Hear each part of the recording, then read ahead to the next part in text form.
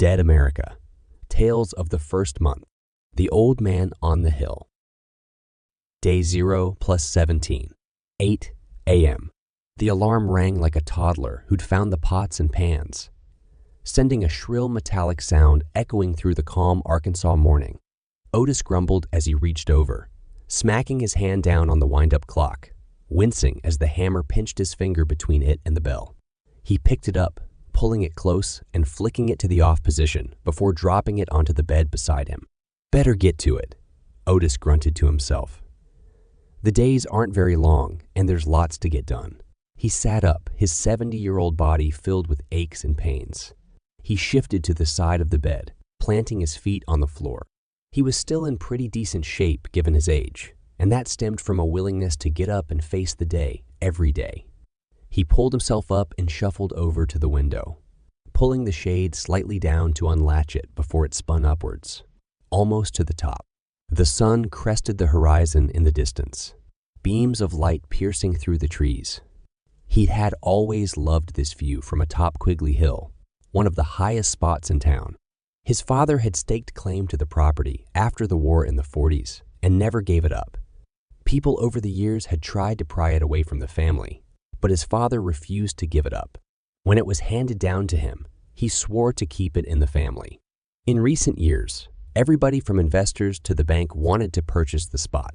With the town being 40 miles away from Little Rock, it was an ideal home for a commuter. Nowadays, however, he was defending the property from a different threat: zombies. Otis soaked in the sunrise before looking down the 40-yard slope, letting out a sigh in the process. There was movement, lots of it, caught up in the barbed wire and spike traps he had meticulously set up. A dozen ghouls writhed helplessly, attempting to free themselves. "Looks like I have some work to do before breakfast," he said with a sigh, and walked to the closet, pulling out a pair of tattered overalls. There were faint bloodstains on them, impossible to get out by hand. Otis didn't mind, however. He was used to coming home dirty after a hard day's work, and work was a lot harder these days than before. Otis walked through the house, an older single-floor home with some modern renovations. A nice new kitchen had been installed about 5 years prior, featuring a gas stove, which was something that he was incredibly thankful for, since he'd had the good fortune of topping off the tank just before everything went to hell. He made it outside, standing at the top of the driveway that snaked down the hill to the road below. He stretched, letting the sun warm his dark skin, and surveyed another half-dozen creatures caught in the labyrinth of traps. His hill looked more like a fortified World War II position than a normal residence yard. "Not even letting me have my coffee yet," he muttered, and walked across the driveway where he had his old pickup truck sitting with the keys on the dash.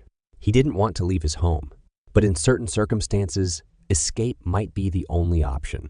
There was a standalone building just off of the side of the house, about 15 by 15 feet. He opened the door to reveal a wood shop, filled to the brim with tools and materials. Some of the larger tools had been pushed off to the side, as with no power, they were little more than expensive paperweights. Luckily, Otis and his dad were both old-school woodworkers, with an entire wall full of hand tools. He walked over to the table in the middle of the room, which had a 6-foot-long wooden stake with duct tape on one end and a bloody point on the other.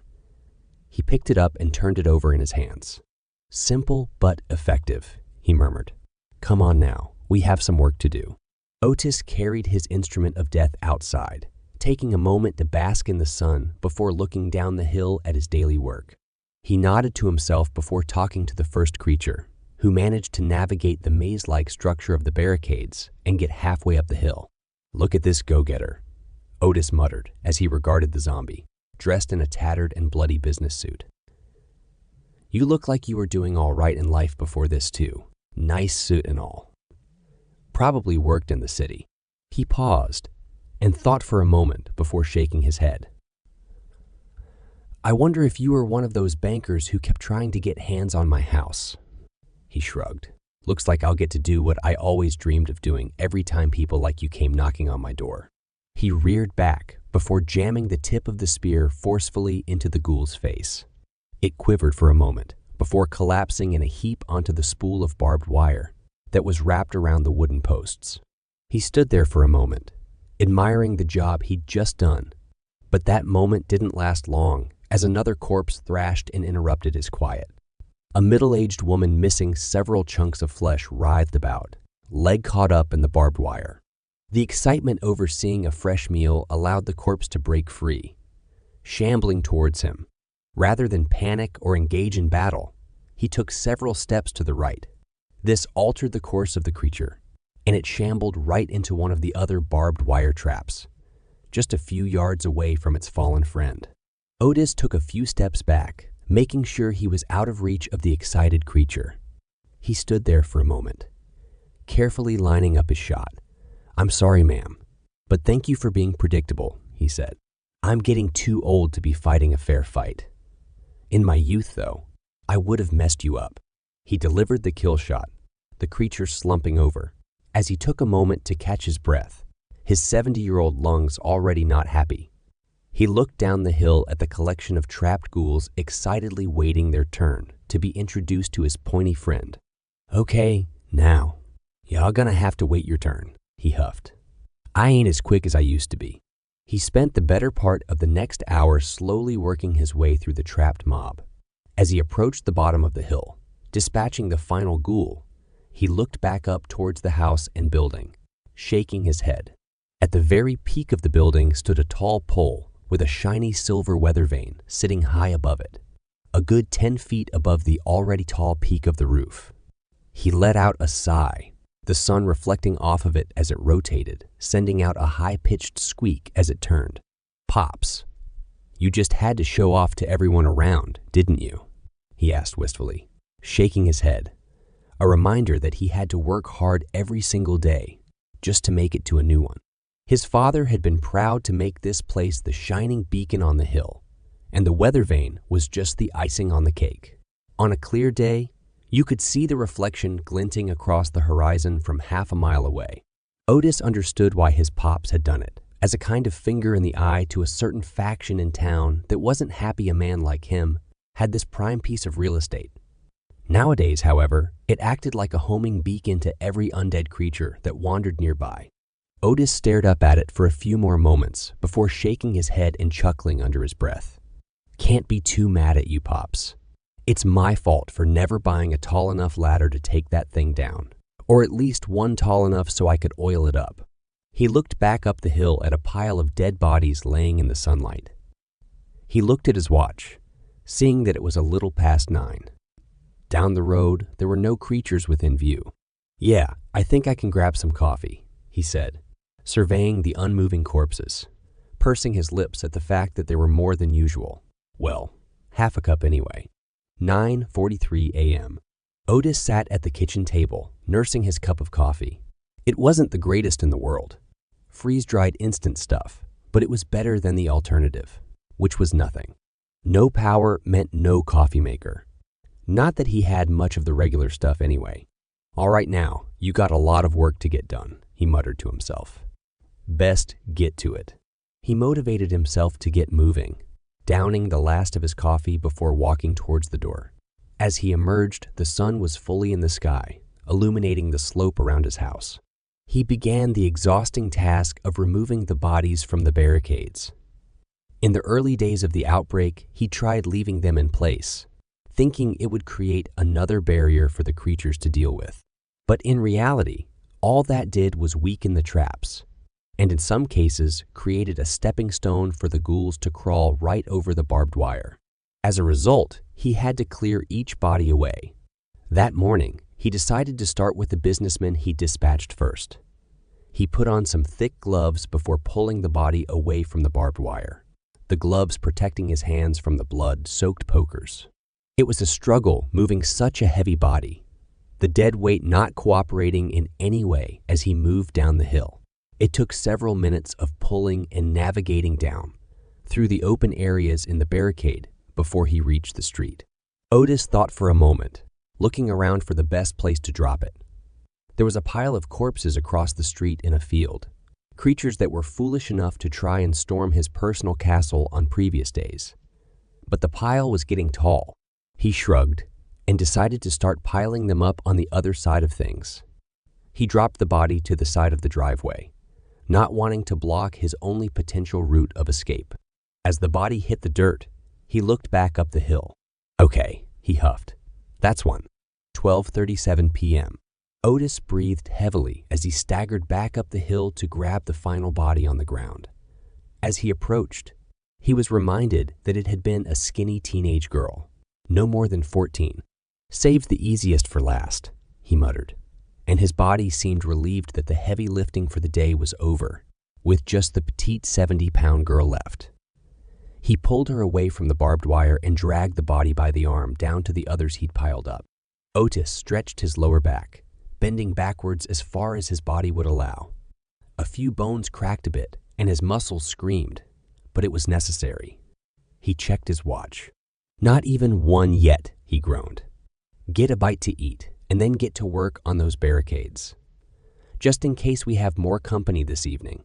He took a few steps out to the road, looking in the direction towards the small center of town, and only seeing a couple of stragglers in the road about half a mile up. He wasn't concerned, as they didn't appear to be coming his way. He turned in the other direction, towards Little Rock. At first he didn't see anything, but as he turned away, he caught a glimpse out of the corner of his eye. He paused, staring down the highway to the horizon. It was hard to focus, his 7-decade-old eyes showing their age. He couldn't make out zombies, but he could see a dot on the horizon. "Unless you want to walk down and see if you're seeing things. You'd best go get the scope," he muttered to himself, and nodded before climbing back up the hill. When he got into the house, he reached beside the door for the hunting rifle, and then stepped back outside, moving over to the best vantage point and aiming down the highway. It took him a moment to find the road. He wasn't much of a hunter, but he'd humored his pops growing up, going on a few hunts now and again. Finally, he was able to find the road, slowly moving the scope up it. His brain wasn't prepared to process what he was seeing. Instinctively, he lowered the weapon, shaking his head and rubbing his eyes with one hand. He took a deep breath and raised the gun again, peering through the scope. It was unmistakable, a giant pack of zombies. Not the 6 to 10 he was used to seeing. This was easily in the hundreds. 2, maybe 3. The exact number not mattering much, since any more than a few dozen would be enough to overrun his meager defenses. As he stood there, petrified and unsure of what to do, the only sound was the high-pitched squeaking of the weather vane above. He turned and stared up at it with disdain. "Don't suppose you could do me a favor and stop moving for a few hours, could you?" he asked. The weather vane's only response was to squeak even louder, spinning completely around as a gust of wind blew through. "Guess not," he muttered. 12:59 p.m. Otis scrambled through the house, rushing to the kitchen and throwing open the pantry door. He dropped to his knees and reached to the very back on the floor, grabbing a cardboard box. As he pulled it forward, glass rattled about. Inside were half a dozen glass soda bottles, long empty. "There we go," he said, hefting it up into his arms. Otis took the box into the bedroom, where there was a kerosene heater in the corner.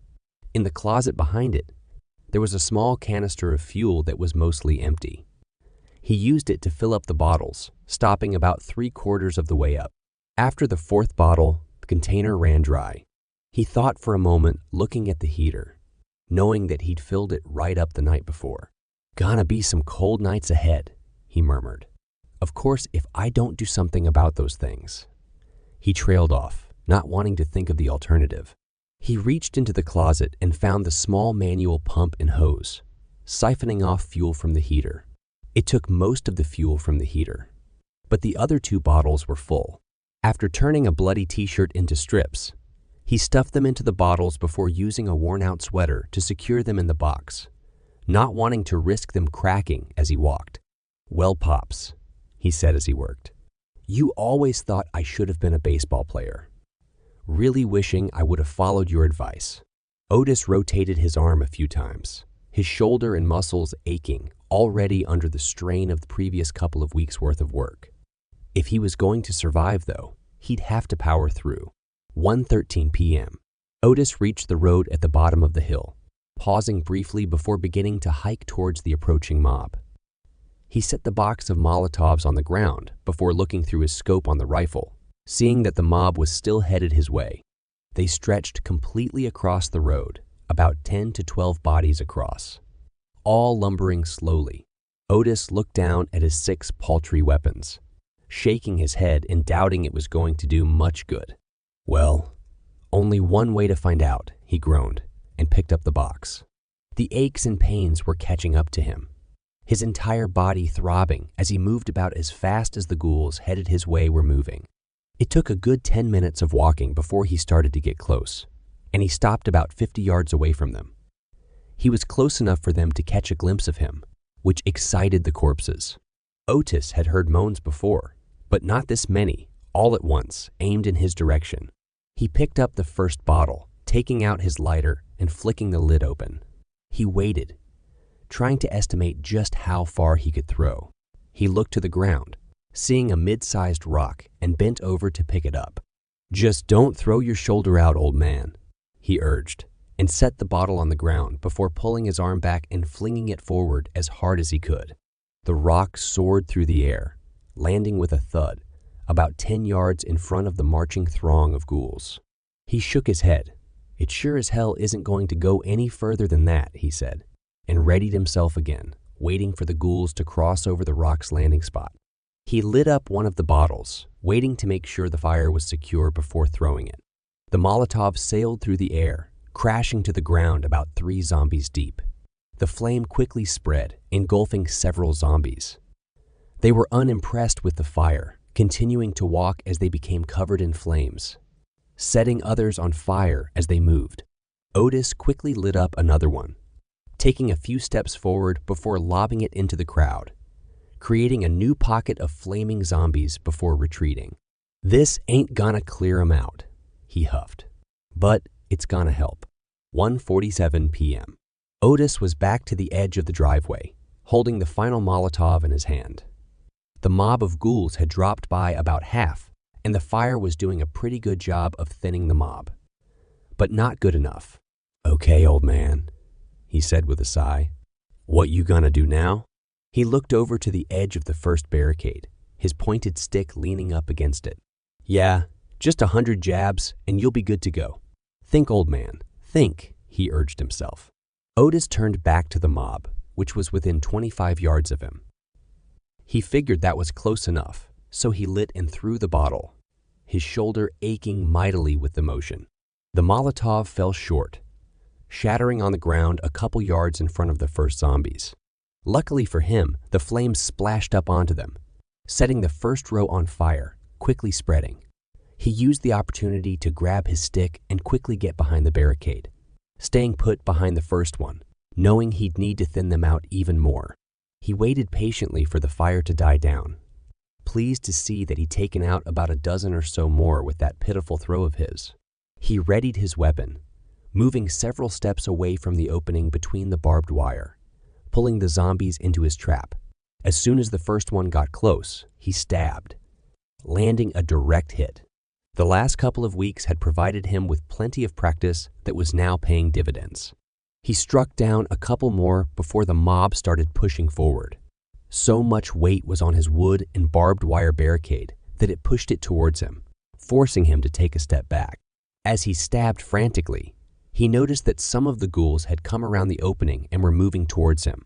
He quickly broke from his fighting stance, running as best he could towards the next opening that would take him further up the hill. As he grew closer to it, one of the supports broke, sending barbed wire into the back of his leg.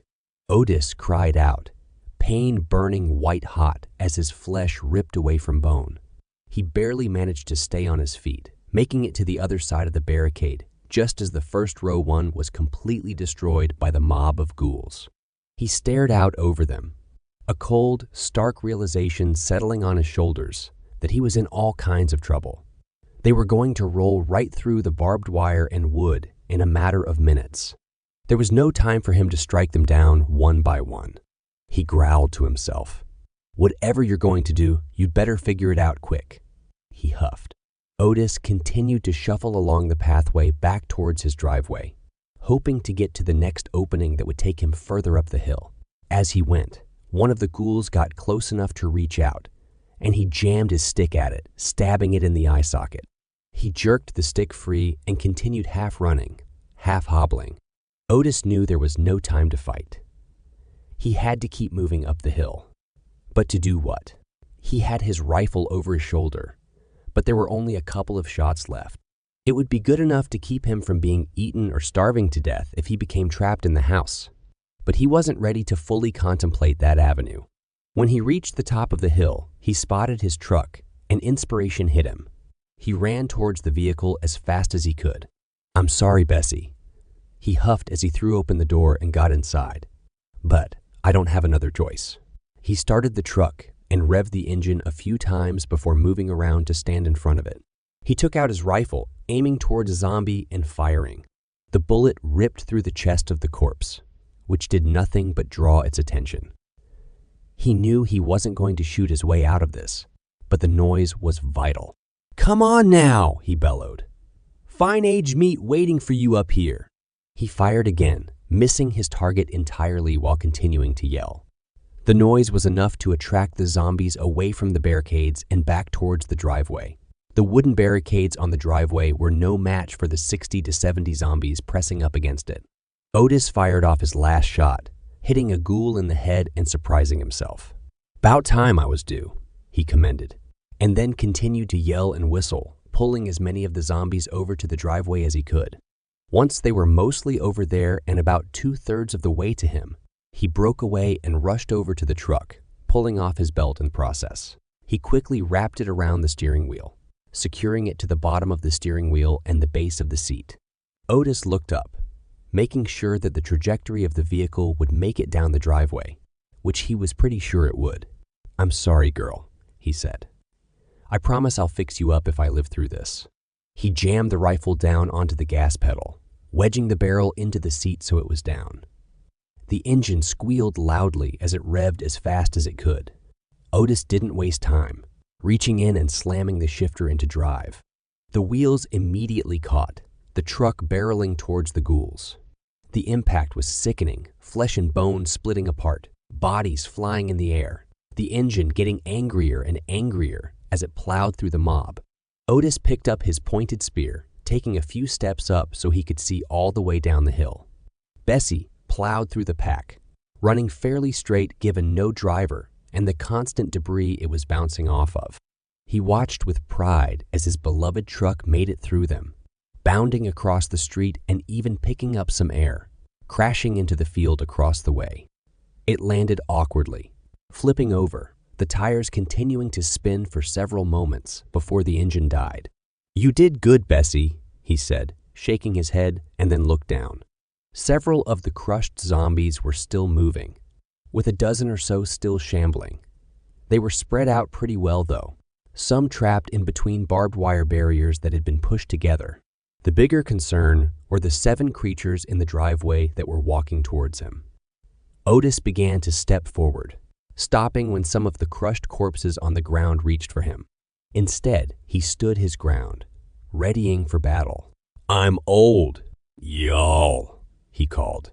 "You gonna have to come up here if you want some." He waited, weapon in hand, as the ghouls slowly marched towards him. As the first one got close, he jammed his weapon into its face so hard that it hit the back of its skull. The creature fell back, yanking the weapon out of his hands. For a brief moment, he panicked as another zombie made it within a few yards of him. He lunged forward, using his arms to shove the monster backwards. Luckily, he hit it with enough force that it stumbled away, slamming its head into the pavement with a sickening crack.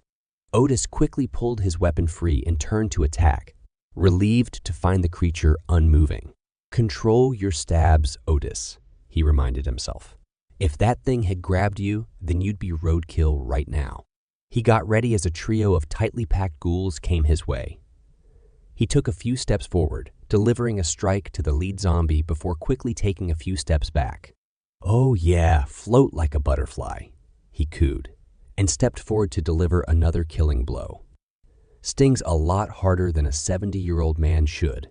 He killed the last one before taking a beat, waiting on the final 2 shamblers coming his way on the driveway. One by one, he struck them down, ending the immediate threat. He stood at the top of the hill, looking at the carnage that lay before him. There were mangled corpses everywhere, waiting to be put out of their misery.